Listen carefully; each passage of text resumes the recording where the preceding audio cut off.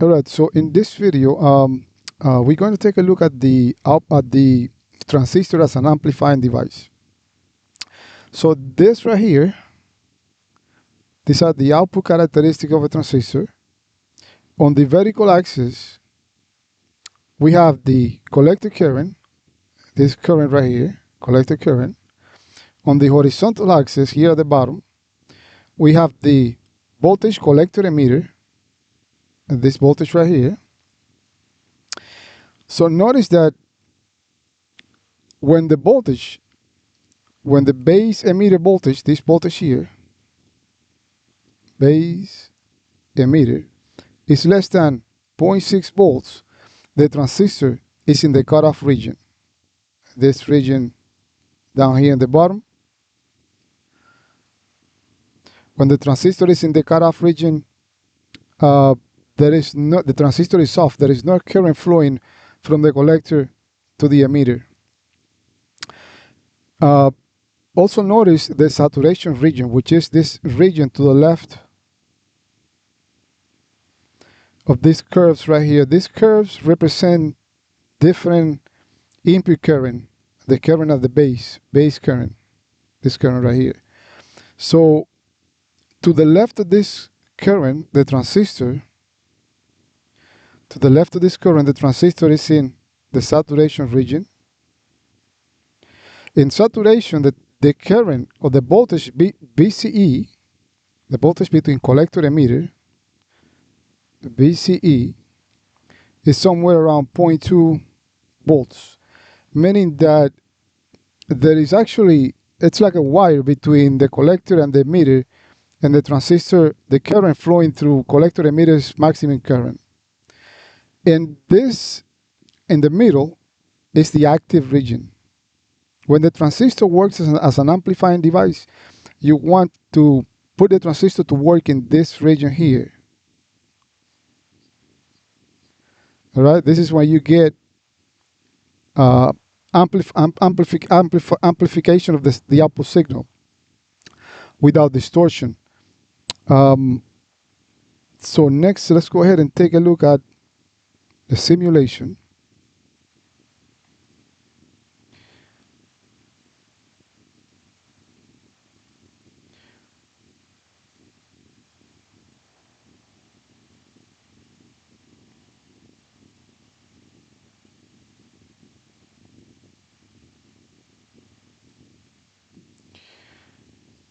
Let's go ahead and run the simulation.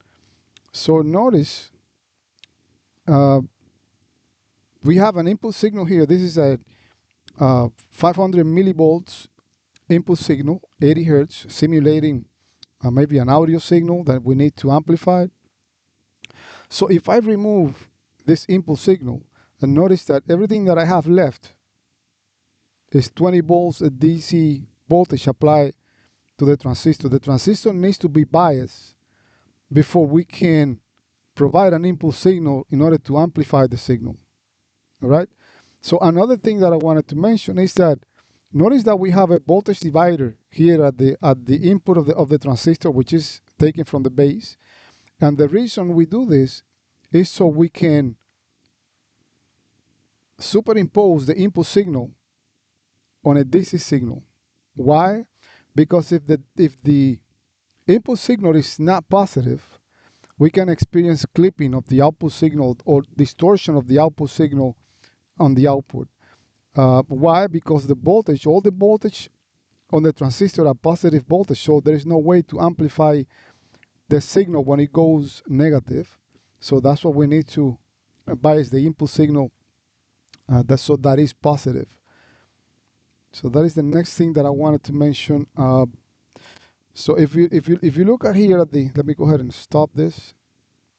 If you look here, even when the signal is at its minimum peak value, it's still a positive signal. Okay. So minimum peak value is 1 volt and maximum peak value is 2 volts. This is taken from this resistor here, which is the input signal. It's at the base of the transistor, and the output signal is taken from the collector So the next signal that we have here is taken from the load, which is represented by this 1 mega ohm resistor, and the load goes from 5 volts to somewhere around 3 volts. And these capacitors, these are bypass capacitors, so the DC signal doesn't flow in this direction, and it also doesn't flow into the output. In order to filter, to separate the DC signal from the um, from the DC signal from the input signal or the output signal. So let's take a look at another example. This is again the output characteristic of a transistor.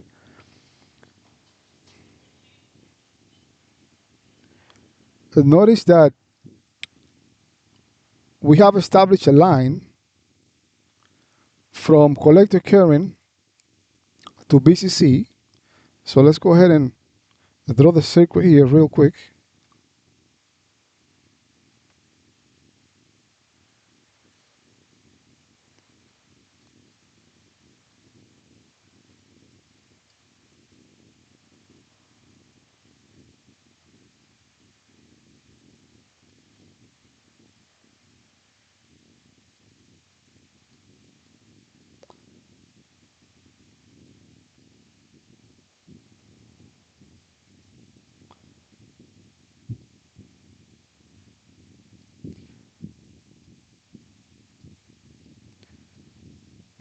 So this point right here, what is it? This point right here, this is VCC, 18 volts. And this point right here is a collector current, which is 50 milliamps. Collector current is equals to VCC over the load. Let's say that this is the load, this resistor here, which the value is 1.2 kilo ohms, and that's how we come up with 50 milliamps. Once we are able to draw this line, we can find at the operating point, notice that it's in the middle of the active region, we can find the operating point of the transistor, and from that point we can find the quiescent value of the transistor, meaning that the transistor voltage, the voltage between collector emitter and the collector current when the transistor doesn't have an input signal. All right, so those are called the quiescent value of the transistor. Then let's say that the input signal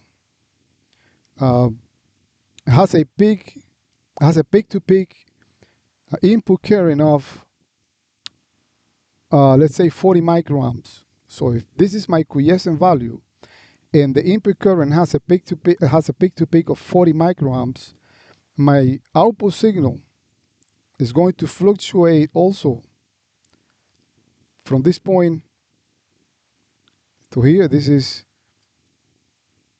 30 microamps. If it has a 40 peak to peak, it has to fluctuate 20 positive. So this is the maximum peak value of the current. It has to fluctuate 20 to this to his minimum value, which is 10 microamps. So the output signal will be from 3.3 volts to 14 volts. All right. So thanks for watching.